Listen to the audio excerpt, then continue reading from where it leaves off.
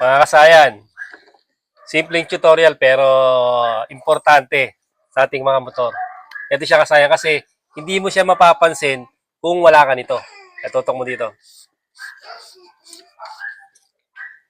Hindi mo mapapansin na may problema ang iyong motor kung wala kang voltmeter. Kaya yung mga ibang motor, kagaya ng Honda Click, mga Aerox, meron na silang mga voltmeter. Kasi importante, lalo na sa mga walang kick, malalaman mo dyan kung yung battery mo ay hindi nagcha-charge o yung lobat na, hindi gagana yung starter. Ito katulad nito ha. Dahil umaandar pa siya kasayan, akala mo okay pa siya. Pero kung meron ka nito, makikita mo na hindi siya nagcha-charge. Ayun siya. Siyempre, gagana pa yung mga ilaw natin. Tapos yung ating signal light, gagana pa siya. Lalo kung umaga, hindi mo kagad siya mapapansin na hindi siya mabilis malobat. Kasi nga, wala pa tayong mga ilaw-ilaw. Busi-busi na lang. Kasi pansinin nyo, hindi siya nagcha-charge. Paano kung nasa long ride ka, nangyari sa ito? Dahil wala kang voltmeter, hindi mo malalaman na hindi nagcha-charge yung motor mo. Tapos, ang motor mo pa ay battery operated ang inyong stator. Pag battery operated kasi ng iyong stator, walang primary coil, ang mangyayari sa iyo kasi nito, pagka nalobat yung iyong motor, pag nalobat siya kasi hindi siya nagcha-charge, ang mangyayari, gagapang na yung motor. Hindi na siya tatakbo ng maayos hanggang sa tumiri ka na. Pero kung ang motor mo naman ay di primary coil, tatakbo ka pa rin ng maayos. Mawawala nga lang yung mga ilaw mo, pero makakatakbo ka ng maayos. Ang problema nga, kung battery operated ang iyong stator, doon ang malaking problema. Tapos, pag lumanding na yung iyong motor, mapapansin mo ang takbo ng battery operated na stator, na siya, para siya nagpo-posisyon, mabagal na yung takbo niya. Tapos tatakbo, mamamatay, tapos pagka nahinto mo yung battery, magkakaroon ng karga, tatakbo ka na naman ng konti, dahan-dahan, hanggang sa mamamatay na naman siya, hanggang sa tuluyan nang di siya tumakbo. Pagka battery operated na stator. Kaya kung meron ka nito, madaling ma-monitor, madali mo siyang magawa ng paraan. Ma-DIY o badala sa pinakamalapit na motor shop. Pag revolution nyo, wala. Hindi siya nagcha-charge. Kung nakaraan pa siya, hindi nagcha-charge. Pero gumagana pa rin siya. Kasi nga, may karga pa yung ating battery. Tandaan nyo kasi na pag battery operated, naubos yung karga ng battery, wala na, titirik na yung motor.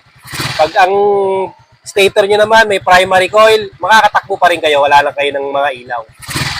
Dahil dito sa voltmeter na to, masasave nyo yung inyong motor.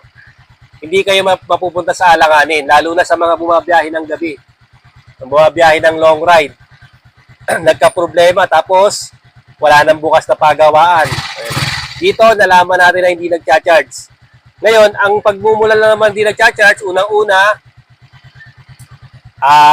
wiring, tapos stator, tapos regulator rectifier.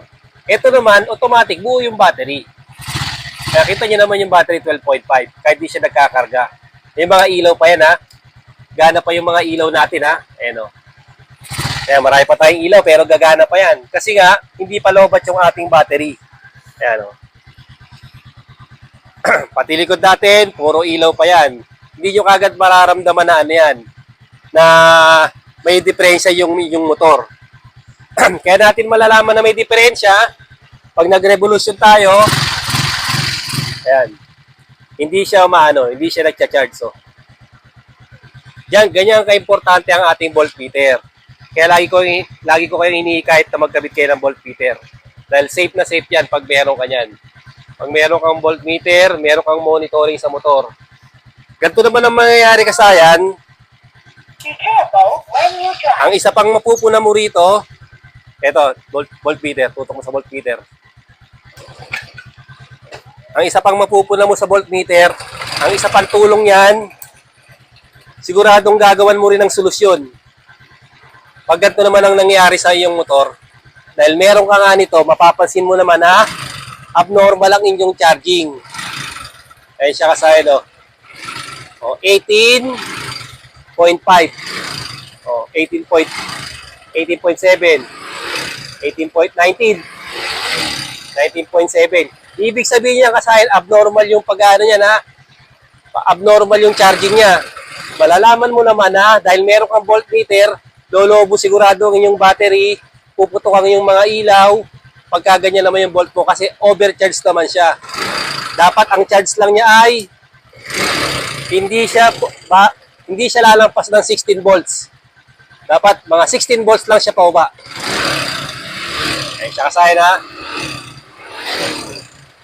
Dahil sa voltmeter, malalaman mo na overcharge, hindi nagcha-charge, lobat ang iyong battery. Yan pa lang, makikita mo na siya kung kulang ang charging. Makikita mo siya, hanggang 13.8 lang siya. Kulang ang charging. Pag maganda yung charging, ayan, ganyan yung charging niya pag maganda, ha.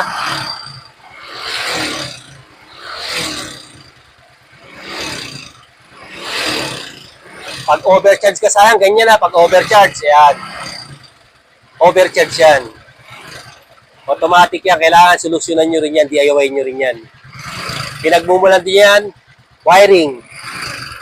Wiring at regulator rectifier. Sa stator, siguradong okay yan kasi nagcha-charge siya. Dapat, ang charge lang niya ay mag-maintain lang siya dapat sa sa